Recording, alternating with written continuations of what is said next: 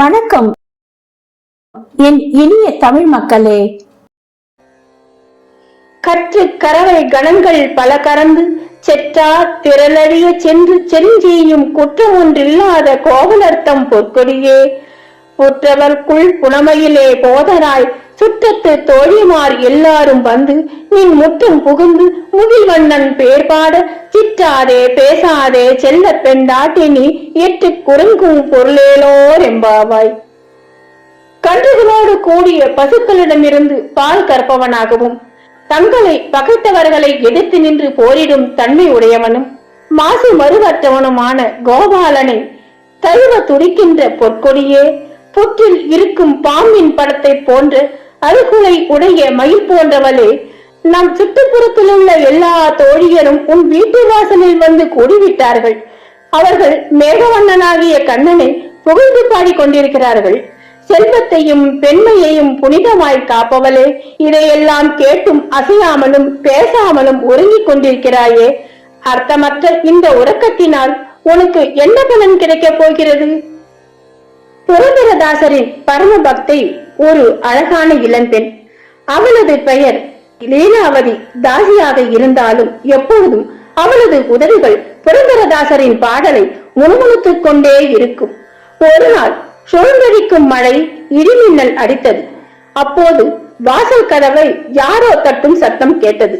கதவை திறந்தாள். எதிரே வாட்ட சாட்டமான மனிதர் ஒருவர் புன்னகையுடன் நின்றிருந்தார்.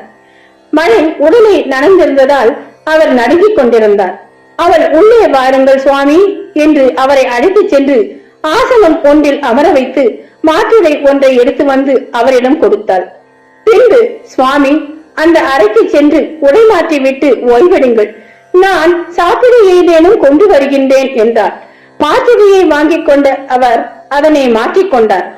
பிறகு புரந்தரதாசரின் பாடலை முணுமுணுத்தவாறே அவரிடம் பழத்தட்டை நீட்டினாள் லீலாவதி. தட்டை வாங்கி அவர், அம்மணி, அருமையாக பாடுகிறீர்கள், இந்த பாடலை இயற்றியது யார் என்று தெரியுமா என்று கேட்டார். மகான் புரந்தரதாசரை அறியாதவர்கள் யாராவது இருப்பார்களா? அவரின் பக்தி நான், அவரது இசைக்கு நான் அடிமை என்றாள் லீலாவதி. அம்மணி, தங்கள் அழகில் மயங்கி கொட்டும் மழையில் எச்சையுடன் தங்களது இல்லம் நாடி வந்திருக்கும் நான் தான் அந்த புரந்தரதாசர் என்றார். என்ன, தாங்களா? தாங்களா புரந்தரதாசர்? தங்களை என் தெய்வமாக பூஜித்து வருபவள் நான். தங்கள் திருப்பாதங்களால் இந்த ஏழையின் குடிசை புனிதம் பெற்றது.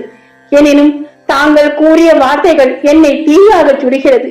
தயை கூர்ந்து அந்த எண்ணத்தை விடுத்து எனக்கு ஆசை புரியுங்கள். கண்களில் நீர் பெருக அவர் பாதங்களில் விழுந்தாள் லீலாவதி. அவளின் பதற்றத்தை ரசித்த அவர், அம்மணி, தங்களது பக்திக்கு என் மனமார்ந்த நன்றி. தங்களை கண்டதே என் பாக்கியம். இதோ இதை என் அன்பு அடையாளமாக இதனை பெற்றுக்கொள்ள வேண்டும் என்று தன் வலக்கரத்தில் இருந்த பொற்காப்பை கழற்றி அவளிடம் கொடுத்தார். அவள் அதை வாங்க மறுத்தாள். பலவந்தமாக அவள் கையில் திணித்துவிட்டு அங்கிருந்து வெளியேறினார் புரந்தரதாசர். பொற்காப்பை தனது பூஜை அறையில் வைத்தாள் லீலாவதி. அதிகாலை அரண்மனை காவலாளி ஒருவன் முச்சந்தியில் முரசு கொட்டி செய்தி ஒன்று தெரிவித்தார். நம் பாண்டுரங்கனின் பெருமானின் சிலையில் இருந்த பொற்காப்பை காணவில்லை. அது தொடர்பான தகவல் அறிந்தால் உடனே மன்னனிடம் தெரிவிக்குமாறு பக்த ஜனங்கள் கேட்டுக்கொள்ளப்படுகிறார்கள் என்று சொல்லிவிட்டு சென்று விட்டான் அந்த காவலாளி. அரசின் சிப்பந்தி கூறிய செய்தியை கேட்டதும் அறிந்த லீலாவதி சற்றென்று எழுந்து அருகில் இருந்த தனது இல்லத்தின் பூஜை அறையை நோக்கி விரைந்தாள். அங்கு காணாமல் போனதாக அறிவிக்கப்பட்ட புரந்தரதாசர் கொடுத்த பொற்காப்பு இருந்தது. புரந்தரதாசர் மீது அவளுக்கு ஆத்திரத்தையும் வெறுப்பையும் ஏற்படுத்தியது. அந்த பொற்காப்புடன் அரண்மனையை நோக்கி விரைந்தாள். நடந்தவற்றை மன்னரிடம் எடுத்துரைத்தாள். அதை கேட்ட மன்னர் வியப்புற்றார்.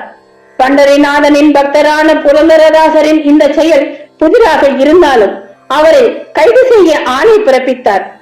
பிறகு தர்பாரில் லீலாவதியின் குற்றச்சாட்டுகளை கேட்டு குழுமினார் புரந்தரதாசர். மன்னா, நான் பகவானது பொற்காப்பை திருடவில்லை. அதை இந்த அம்மனியிடம் கொடுக்கவும் இல்லை.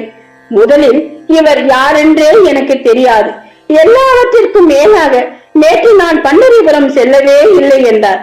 இதை கேட்டவுடன் லீலாவதியின் கண்கள் நெருப்பை உமிழ்ந்தன. மன்னா, இவர் நேற்று எனது இல்லத்திற்கு வந்து என்னை நேசிப்பதாக கூறினார். இவரது இச்சைக்கு இணங்காமல் இவரை நான் தெய்வமாக வழிபடுவதை கூறினேன். மேலும் இறுதியில் இந்த பொற்காப்பை என் கையில் திணித்துவிட்டு சென்றார். இது பண்டரிநாதன் மேல் ஆணையாக நான் கூறியவை அனைத்தும் சத்தியம் சத்தியம் என்றார். புரந்தரதாசர் பிரமை பிடித்தவராக தலை குனிந்து நின்றார். கோபம் கொண்ட மன்னன் பாண்டுரங்கனது பொற்காப்பை திருடியது பெரும் குற்றம். அதற்கு தண்டனையாக இவருக்கு 30 கசையடி கொடுக்க உத்தரவிடுகின்றேன் என்று தீர்ப்பளித்தான். இதை கேட்டு புரந்தரதாசர் மனமுடைந்தார். அப்போது அங்கு ஓர் அசரீரி கேட்டது.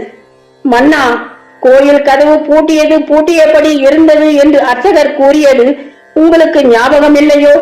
கதவு பூட்டி இருக்கும் பொழுது பொற்காப்பை புரந்தரதாசர் எப்படி எடுத்திருக்க முடியும்? என் பரம பக்தன் புரந்தரதாசனிடம் கொஞ்சம் அகம்பாவம் இருந்தது.